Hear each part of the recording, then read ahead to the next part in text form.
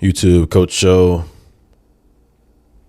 Our first Wicket session happened at a recent practice, and typically I've done them more often, especially by this time of the year, but I've had my reasons not to do so.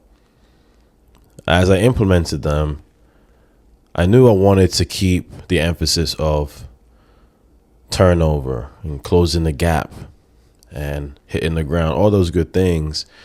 But I didn't want the wickets to do the heavy lifting. So I did something a little different with the wicket setup. Like, comment, and subscribe.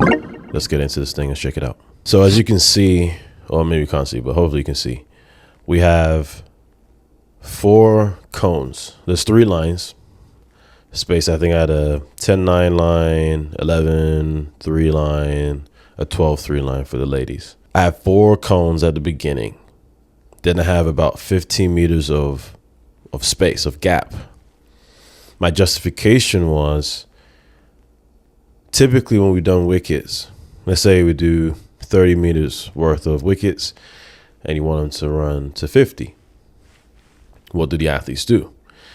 They run over the cones, perfect form, and then they go to like almost like an acceleration position. Their shoulders lower, their chest lowers, and then almost like they're going back to pushing. And I just don't like it.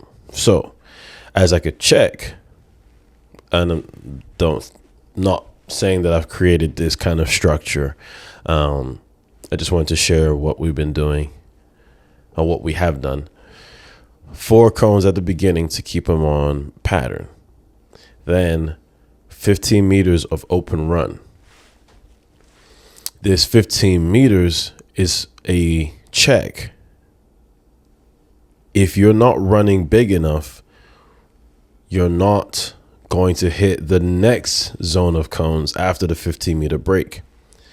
So I love it for keeping them up tall, and everyone did great. This was not something that I had to like constantly give feedback. The only thing I had to do was, when the last zone of cones was over, keep running through. I was chewing them out for stop running before, and that was only a handful of people, a couple times, whatever. But overall, I like this setup, and that's something I would likely do again.